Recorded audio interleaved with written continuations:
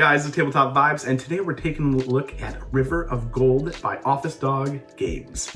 This game, I love this game. So good, so good. I actually had a chance to test this out at Gen Con. It was funny though, because Adam's like, hey, when you're there, go make sure you test out this game. And I said, Adam, I've already scheduled a how to play on this one, so I will definitely be checking this it out. was literally like, this was like on the top of my Gen Con, like keep your eye out list. It's awesome. It's awesome. The artwork, first of all, is spectacular. On the board itself, it literally has like a popped-out section for the Golden River. Oh, it's so cool. It's beautiful, and it has some really beautiful art, which we'll show you up on the screen.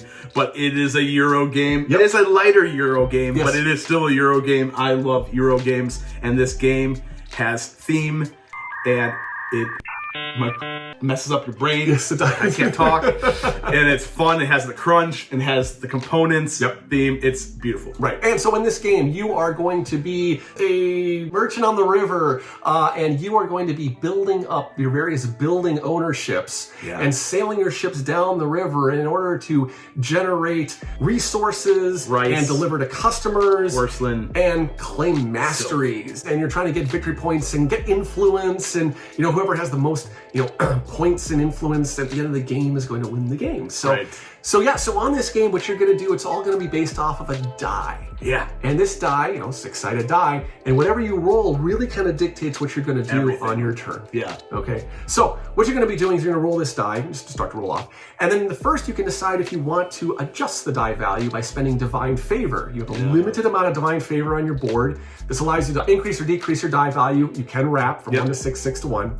Which is helpful because, again, everything is about the die. Everything's about the die, but you can't always spend your Divine Favor, so you got to really plan when you're actually going to be manipulating your die value. Right. And the crazy part, which we're going to all the other actions, but you're only taking one action every turn. One. Right. Which is like, the game speed is pretty quick, but at the same time, you're like, I want to do all of these things. Yes, he tried to do all this stuff. I tried to do all of them. And he's like, just one. I'm like, just one? Yes. Like, so what can you do on your turn? So you can move your ship, right? Because you're on a river of gold, and you can move your ship. You have 2 ships. They're base level ships. There is a flagship that you can upgrade to, but you start off with 2, and you go into the space on your die. Yes, the die's important. And so if I roll the 3, I can move 1 ship 3. Your ships start at different areas. You can wrap around exactly 3. Yes, and you cannot split them. It's one ship or the other ship. All right, so that's one of the actions. So what happens when you move is wherever space you land on, you're going to collect resources on that space. So to start off the board, there's not a lot of buildings. People don't really know what the river's going on with. There's some common buildings. There's some fishers there. They're like, here, I'll trade this on my fish. It's just, little like low-key stuff. So you usually get money. That's usually what you're getting. Not bad. It's not great. Some minor trade. But, you land on the space, you're going to collect whatever resources that are there. And that's it. That's all you can do on your turn if you decide to move your ship. Well, the cool part about, collecting is each section of the river is touching different points of the outer banks of that river, which then you collect whatever those resources are. Certain areas in the middle of the river have more connection points, making you more money and more goods and builds as you build more buildings. Right. And also when you wrap the river, so when you go to the end, it's a magical river. When you hit the end of the river, you pop out at the front. So don't ask me the physics. That's how it works. That's just how it works. It's the River of Gold. It does what it wants. So when you do that, you also gain a bonus for wrapping the river. Free resource. But the time clock also increases. Yes. So there is a bit of a balance on it's the famous Euro thing. Yeah. You can go farther and do more, but you're spending valuable time. So you can do less and nickel and dime your way down the river, or you can, which literally nickel and dime, but they're not nickels and dimes, but you can literally go all the way down the river just taking all the actions you can, while other people are wrapping it and pushing it. They're Koku, if I'm pronouncing that right, sorry. Well, and the other great part about this game is you have asymmetrical player abilities and powers and clans. You got Scorpion Clan, Mantis Clan. Right. There's 2 more clans. This is going to give you some sort of bonus either initially or throughout the game. Mine gave me money if I went to a space owned by an opponent twice. Yes, you went to 2 spaces. Yes, it gave me if it was opponent occupied a building, then it gave me more money, so I was incentivized to visit opponent's buildings. Which then brings us to our next action. Buildings. Building, and that's a big core of the game. It's pretty much most, you want to be doing this. When I first did this game, I kind of didn't build because I didn't understand the value of it. That was a big mistake. Right. So make sure you build. Yeah. So what you're going to do is, according to your die, not where your boat is, but where your die says, you're going to decide, okay, I'm going to look at a location. The cost for building the building is on the board, not on the building you're building. 6, 12, 11. The higher amount placed has more connection points. Right.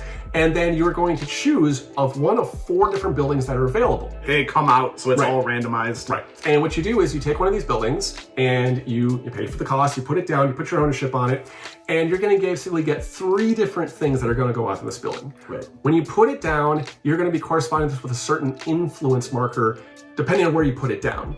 And there's 6 different influence boxes. This is where the Euro aspect tracks. I love that happen in the game. As you move up this track, you're going to get bonuses for crossing certain thresholds. Right. And then at the end of the game, whoever is first, second, and in a 3 to 4 player third in some locations will get extra victory points depending where you are in relationship with the you don't want to neglect the tracks. No. You kind of want to play out, you want to play the field on all the tracks, and you want to build buildings. Because when you do build the building, there's 3 other aspects. There's a resource now that's attached to the end of that building. So you've replaced the resource that's there on the board. Or that wasn't there at all. Yep. And then you also get a bonus for purchasing that building, either being victory points, influence points, money, what have you. Right. And there is also, when someone goes to that building that you created, that you put your marker on, I get a bonus now. Right. So the owner actually gets something. So there is definitely a strategic placement of where to put the buildings. Again, like you had a good idea. Where are other people going to want to go? I want to go there. The problem, again, it has to align with that die purchase. You can't just play wherever. So it's critical to adjust that die. And if you can't roll like me, it's hard. It was rough. But that's the great thing about this game is that you can't go into it with a single strategy every single time. That die is going to dictate basically your entire gameplay. Right, and which is why you use divine power to manipulate. But only limited. It's limited. Yeah, it's limited. There's ways to grow your divine power. Yep. I had a cool card that let me be able to do that. And then brings us to our next action, which is fulfillment of orders. Delivery. Yeah, so you've got customers all along the river and they want goods. Nobles, merchants, monks. They're all looking for stuff. Yeah. So you'll have these cards in front of you. You get to start with 2 cards, and they have a resource cost on them, and they have some sort of immediate benefit, and then potentially a passive benefit, and then an end game benefit. Right. And you have to deliver, again, corresponding where your die is. This thing gets you. You're going to be checking yourself all the time. Exactly. I'm going to be reminding somebody they can't do that. I know. Because you look at the board, really quick though, in my defense, you look at the board and you see the symbol and you're like, oh, I can go around where your ship is. Yeah, and you're like, I'm going to play here. And you're like, no, you're not. You're going to play where your dice says you can play. Exactly. Every time Jason's like, no. I'm like, okay, I'll get this down.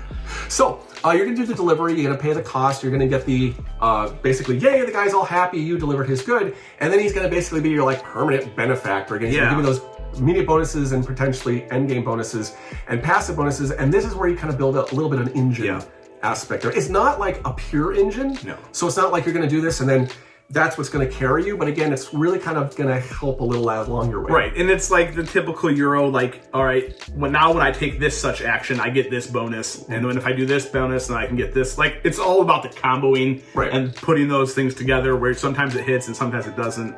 Like, again, it's just, it's amazing. So those are your 3 main actions. Then also on your turn for free, you know, they're kind of nice. They want to give you a little bit of... If you want one and a half actions. So you can also choose to claim a mastery. Yes. And what these are public goals. Once they're claimed, they're claimed. Right. Now there may be different locations, but the second person coming in is going to get lesser points. It's like an end game goal, but it's not end the game. Right. And it can be things like get up certain influence levels on various trackers. Have 3 of the same types of buildings built. Right. Do various same or different deliveries to different people. So they can be all different kind of combinations. These are, again, things you can kind of gear your strategy towards. But again, hold it lightly. it is hard to fulfill them because again, you're basing on RNG rolling. So, and how the building, like for the that's building why they give one, them free. Right. Yeah, and the building one, you don't know what buildings are going to come. There's level 1 buildings and then there's level 2 buildings. Oh, yeah. The cool part. Yeah, go ahead. At the end of level 1 pit buildings, the Emperor sails down the river. So we should explain that. Yes, so the turn clock in this game is exhausting buildings. Yes. So you exhaust buildings when you buy them. You exhaust buildings when they wrap around. So at some point you're going to drain your... They're going out. Right. You're going to drain your entire stack of level 1 buildings and the Emperor shows up. Right. And the Emperor is like, this is great. The Emperor and I want to experience the entire river. And he lavishes his gifts on all. Right. So he literally just sails down the river. It's really cool, actually. We upgraded this game a bunch, and we bought a little token for the Emperor. It looks awesome. Oh, I didn't know about this. Yeah, about that. I haven't told you yet, but it's a really big. It's a little bit bigger of a miniature, and it's kind of come down the river of gold. Nice. And he literally pays out on every spot that you have, regardless of who it is. It just pays out. So all the owners will get their owner bonuses. This is where I failed in my game. I didn't realize Crushed it at this point. And then halfway through, I went, oh, that's and there's bad. me hoarding tons of things. Yeah, and so it's a really cool aspect. The Emperor comes down, sailing down the river, and then you go into level 2 pit buildings, and level 2 pit buildings are going to be more things and mostly geared towards victory points, both for when you place and or tracker the owner. And then once you exhaust that row, whoever exhausts it first gets 5 victory points, and everybody else gets 1 more turn. Which is a little weird. That means that not everybody necessarily gets the same amount of turns, but basically getting 5 victory points for just doing your thing is pretty massive. So it actually is incentivized, even if you sacrifice an entire turn, it really is incentivized to do that. Right. And so again, it's beautiful. It's so much fun to play because you get done and you're like, we should play again because I have a different strategy I want to try. Yeah. And so we upgraded the rice. To have little rice bowls, porcelain, silk. It looks like a little silk thing.